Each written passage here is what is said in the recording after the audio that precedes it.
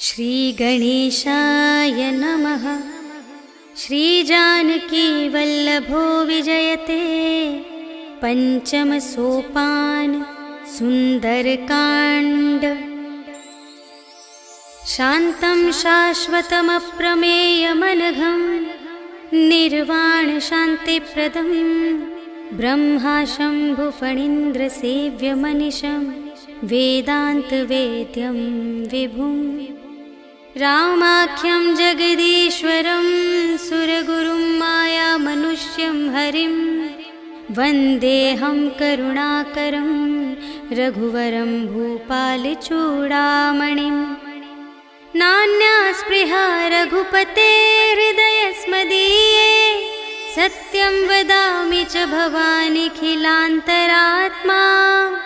भक्तिं प्रयच्छ रघुपुङ्गवनिर्भरां मे कामादिदोषरहितं कुरु मानसं च। अतुलितबलधामं हेमशैलाभदेहं धनुजवनकृशानुं ज्ञानिनामग्रगण्यं सकलगुणनिधानं वानराणामधीशं रघुपतिप्रियभक्तं वातजातं नमामि।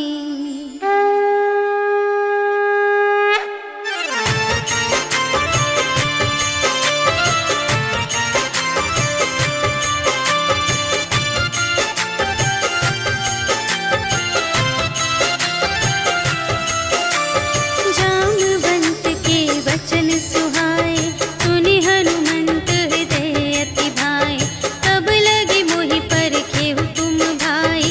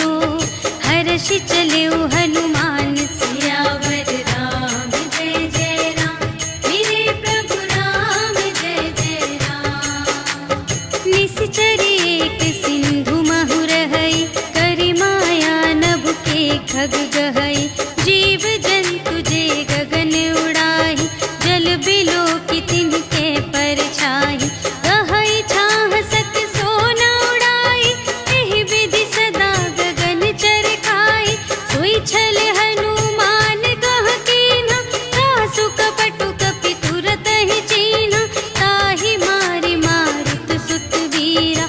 बारिधि पार गयो मति धीरा, तहाँ जाई देखी बन शोभा। गुंजत चंचरीक मधुलोभा, नाना तरु फल फूल सुहाए। खग मृग वृंद देखी मन भाए, शैल विशाल देखी एक आगे। ताव पर धाये चढ़े उभय त्यागे, उमा न कछु कपि कै अधिकाई। प्रभु प्रताप जो कालहि खाए, गिरि पर चढ़ी लंका तेहि देखी। कही न जाई अति दुर्ग विशेषी, अति उतंग जल निधि चहु पासा। कनक कोट कर परम प्रकाशा, कनक कोट विचित्र मणिकृत। सुंदरायतना घना चहु हट्ट हट्ट सुभट्ट वीथि। चारुपुर बहुविधि बना गज, बाजी खच्चर निकर पदचर। रथ बरूथन ही को गने, बहुरूप निसिचर। झूठ अति बल सेन बरनत नहीं बने बन। बाग उपवन वाटिका सर, कूप बापी सोहहि नर। नाग सुर गंधर्व कन्या, रूप मुनि मन मोहहि कहूँ। माल देह विशाल शैल समान, अति बल गरजहि नाना अखारिन। भिरहि बहुविधि एक एकन तरजहि करे। जतन भट कोटिन विकट तन, नगर चहु दिसि रचहि कहूँ। महिष मानुष धेनु खर अज, खल निसाचर भक्षहि एहि। लागे तुलसी दास इनकी, कथा कछु एक है कही। रघुवीर सर तीरथ शरीरनि, त्यागी गति पैहि सही। पुर रखवारे देखि बहु, कपि मन कीन विचार।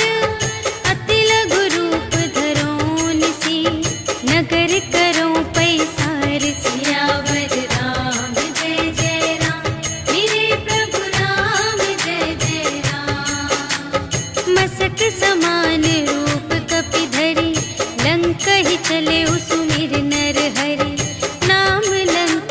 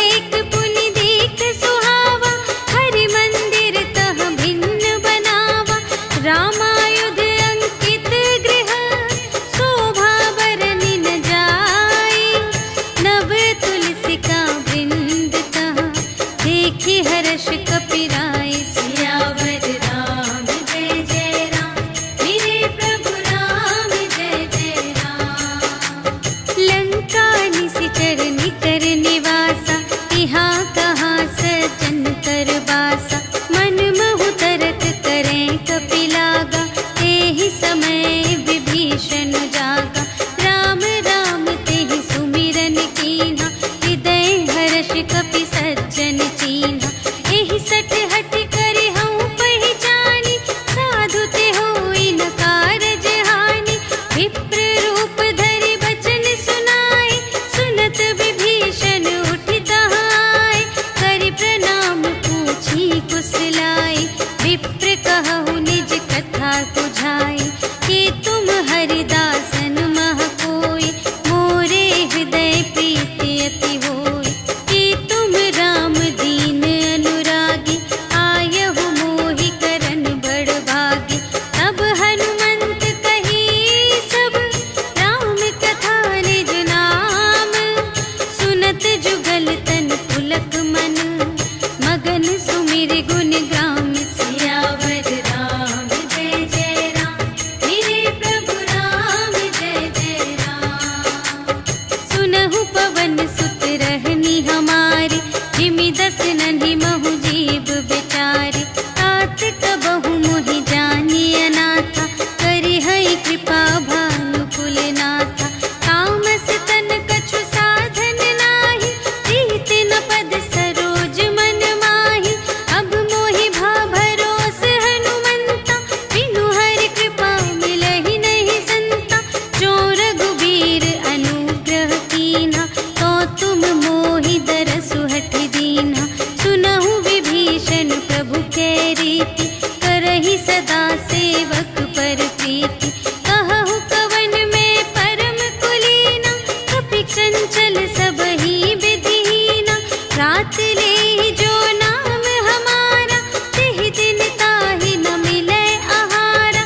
अस में अधम सखा सुनु, मोहु पर रघुबीर। कीन्ही कृपा सुमिरि गुण, भरे बिलोचन नीर। सियावर राम जय जय राम, मेरे प्रभु राम जय जय राम। जानत हूँ अस स्वामी बिसारे, हिरहित काहे न होहि दुखारे। एहि विधि कहत राम गुण ग्रामा, पावा अनिर्वाच विश्रामा। उनि सब कथा विभीषण कही, जेहि विधि जनक सुता तह रही। तब हनुमंत कहा सुनु भ्राता, देखि चहऊँ जानकी माता। जुगति विभीषण सकल सुनाई, चले पवन सुत विदा कराई। करि सोई रूप गयो पुनि तहवा, बन अशोक सीता रह जहवा। देखि मनहि महु कीन्ह प्रणाम, बैठे ही बीति जात निस जाम। रिस तनु शीस जटा एक बेनी, जपति हृदय रघुपति गुण श्रेणी। निज पद नयन दिए मन, राम पद कमल लीन। परम दुखी भा पवन सुत, देखि जानकी दीन। सियावर राम जय जय राम, मेरे प्रभु राम जय जय राम। तरु पल्लव महु रहा लुकाए, करई विचार करूँ का भाई। तेहि अवसर रावण तह आवा, संग नारी बहु किए बनावा। बहु विधि खल सीतहि समुझावा, साम दान भय भेद दिखावा। कह रावण सुनु सुमुखि सयानी, मंदोदरी आदि सब रानी। तब अनुचरी करऊँ पन मोरा, एक बार बिलोक ममोरा। दिन धरि ओट कहति वैदेही, सुमिरि अवधपति परम स्नेही। सुनु दस मुख खद्योत प्रकाशा, कबहु के नलिनी करई विकासा। अस मन समुझु कहत जानकी, खल सुध नहीं रघुबीर बानिकी। सठ सूने हरियाने ही मोहि, अधम निलज्ज लाज नहीं तोहि। आपु ही सुनि खद्योत सम, राम ही भानु समान। परुष बचन सुनि काढ़िय से, बोला अति खिसियान। सियावर राम जय जय राम, मेरे प्रभु राम जय जय राम। सीता ते मम कृत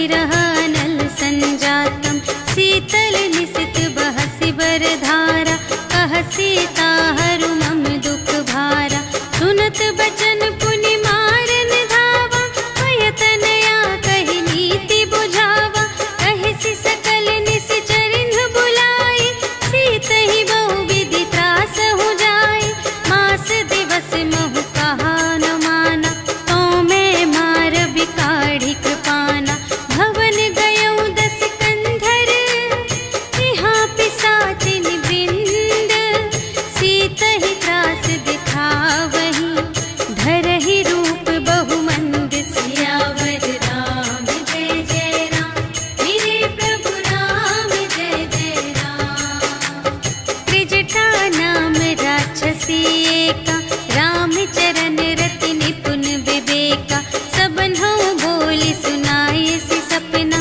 सीतहि सेई करहु हित अपना सपने बानर लंका जारी जातु धान सेना सब मारी हर आरूढ़ नगन दस सीसा मुंडित सिर खंडित भुज बीसा एहि विधि सो दक्षिण दिस जाई लंका मनहु विभीषण पाई नगर फिरी रघुवीर दोहाई तब प्रभु सीता बोली पठाई यह सपना मैं कहूँ पुकारी होई ही सत्य गए दिन चारि तासु बचन सुनते सब डरी जनक सुता के चरणन ही परी जहाँ तहाँ गई सकल तब सीता कर मन सोच मास दिवस बीते मोहि मारे ही निश्चर पोच सियावर राम जय जय राम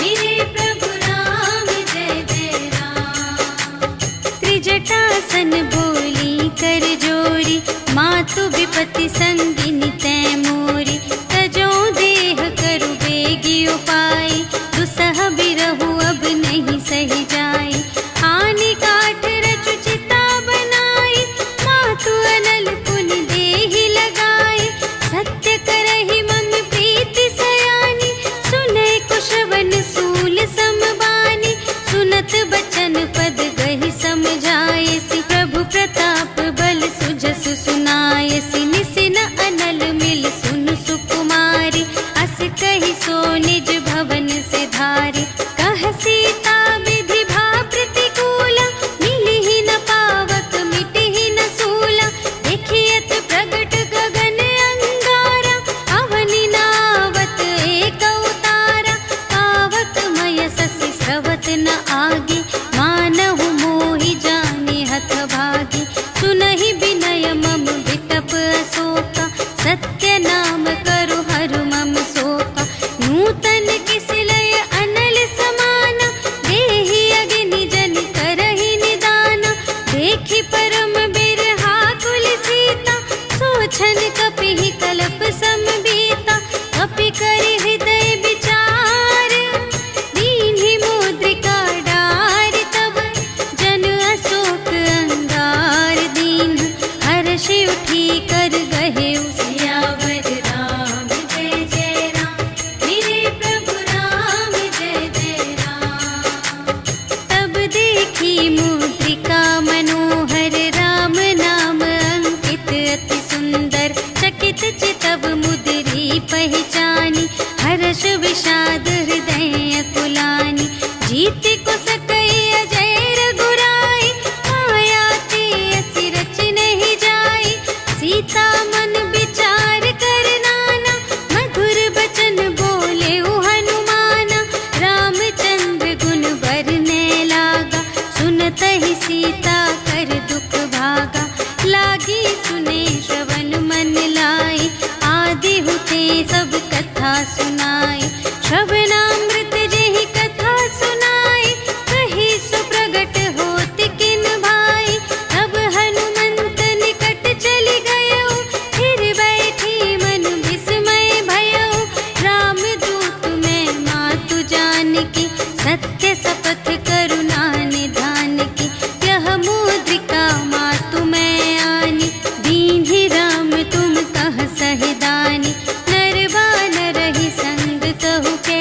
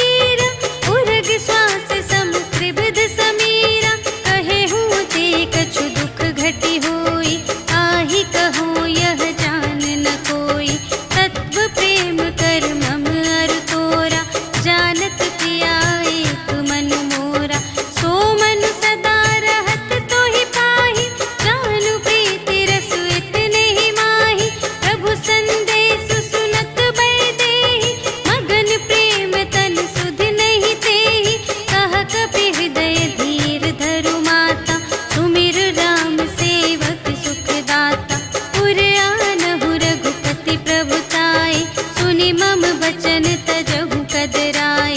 निशिचर निकर पतंग सम रघुपति बानु प्रसानु।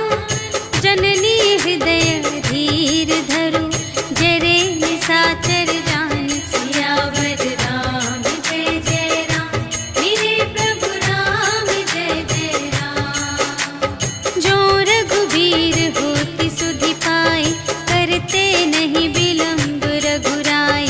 राम बान रबिउए जानकी, तम बरूथ कह जातु धानकी।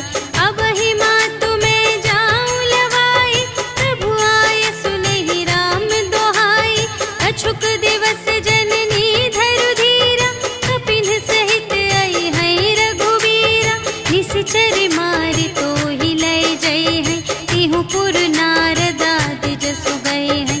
है सुत कपि सब तुम्हि समाना, जातु धान अति भट बलवाना। मोरे हृदय परम संदेहा, सुनि कपि प्रगट कीन्ह निज देहा। कनक भूधरा कार शरीरा, समर भयंकर अति बलबीरा। सीता मन भरोस तब भयउ, पुनि लघु रूप पवन सुत लयउ। सुनु माता शाखा मृग, नहीं बल बुद्धि विशाल।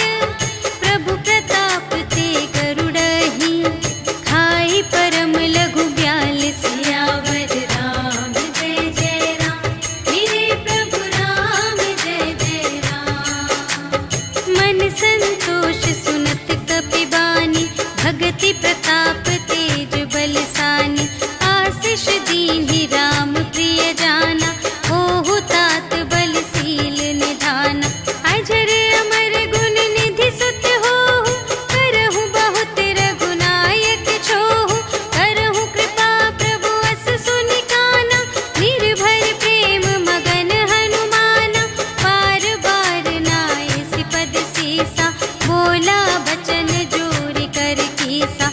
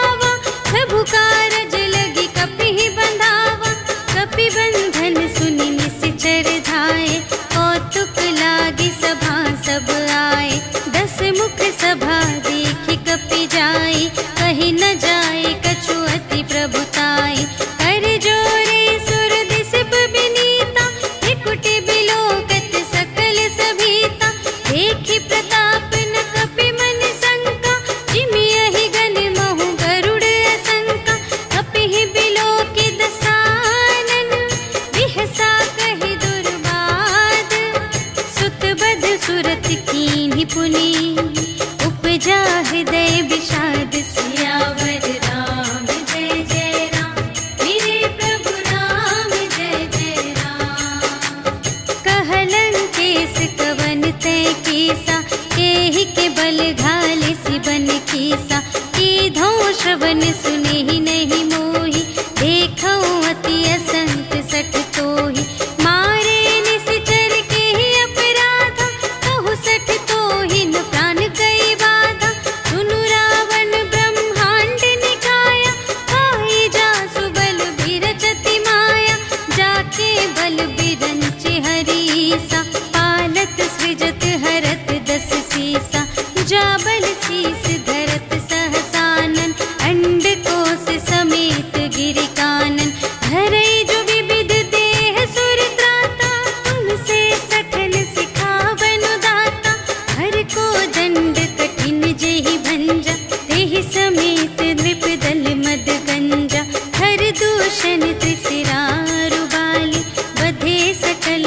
अतुलित बलशाली जाके बल लवलेस ते जितेहु चराचर झारे आसु दूत में जा करी हरियाणि प्रिय नारी सियावर राम जय जय राम मेरे प्रभु राम जय जय राम। जानो मैं तुम्हारी प्रभुताई सहस बाहु सन परी लराई समर बाली सन करि जसु पावा सुनि कपि बचन बिहसि बिहरा